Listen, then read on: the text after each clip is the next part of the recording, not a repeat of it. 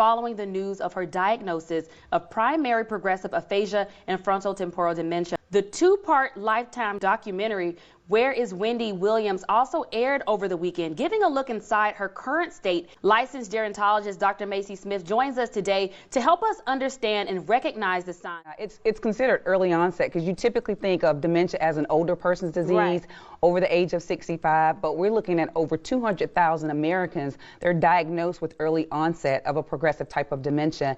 And that type of dementia typically goes a lot faster than if you're diagnosed at a later age due to other comorbid conditions or co-occurring conditions. In Wendy Williams' situation, you know, she's talked transparently about her thyroid disease, also her lymphedema, Graves' disease, and she also talks openly about her substance abuse with alcoholism. There is an alcohol-induced dementia as well. There are over 100 causes of dementia. Dementia is the umbrella term.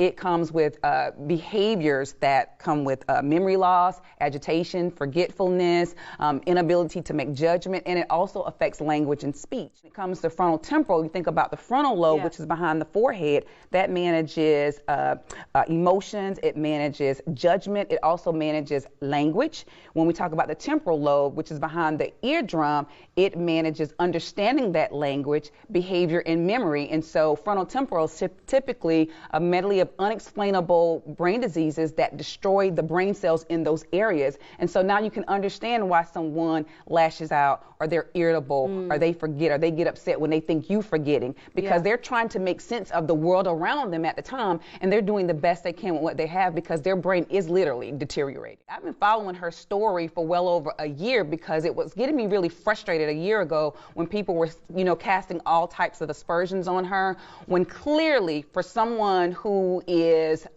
in tune to this area, it was some form of dementia happening, and it wasn't anything that she could help. I think people don't realize how much lifestyle choices play a part in your overall brain health. What we know about dementia now, Sierra, is that a third of the dementias that we see could possibly be prevented with lifestyle changes. I remember seeing some stories of one of Wendy's former representatives, I think it was a lawyer or someone to that effect, saying that she noticed that her condition differed depending on who she was with, and that she seemed to be better when she was with her son. Whenever somebody else sees the signs or symptoms, we know that the earlier symptoms occur 15 to 20 years before diagnosis. And so what tends to happen is when they're around familiar places and they're around places that are comforting, that are loving, they tend to do well with any type of dementia, which is so concerning for me. Sierra, I don't even know if you know this, but I'm a court-appointed guardian and a guardian ad litem, so I had concerns about the fact that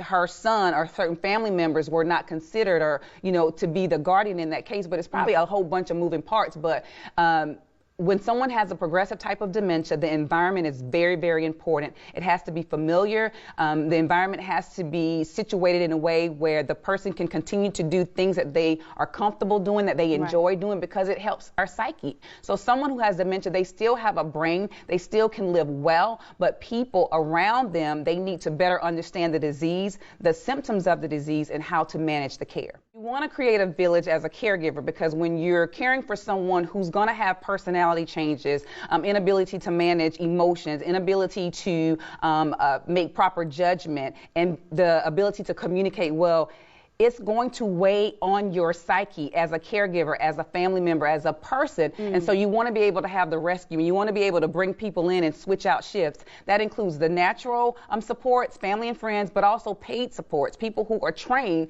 in dementia competent practices. And then again, you want to keep that environment simple, calming, comforting, loving. And then, Sierra, you also want to ensure that that person has the opportunity to participate in their long-term care, being able to get those end-of-life care documents in place to whereas they can be a part of that decision-making, because the last thing you want to happen is have a court assign and appoint a guardian. The person who's living with the condition, you need to contact the Association for Frontotemporal Degeneration, so that way you can get connected to support groups of people who are experiencing the same things you're experiencing. And then you want to reach out to an attorney preferably an elder care attorney, to start planning for that long-term care. And then you want to understand the person's rights, and the person wants to understand their rights.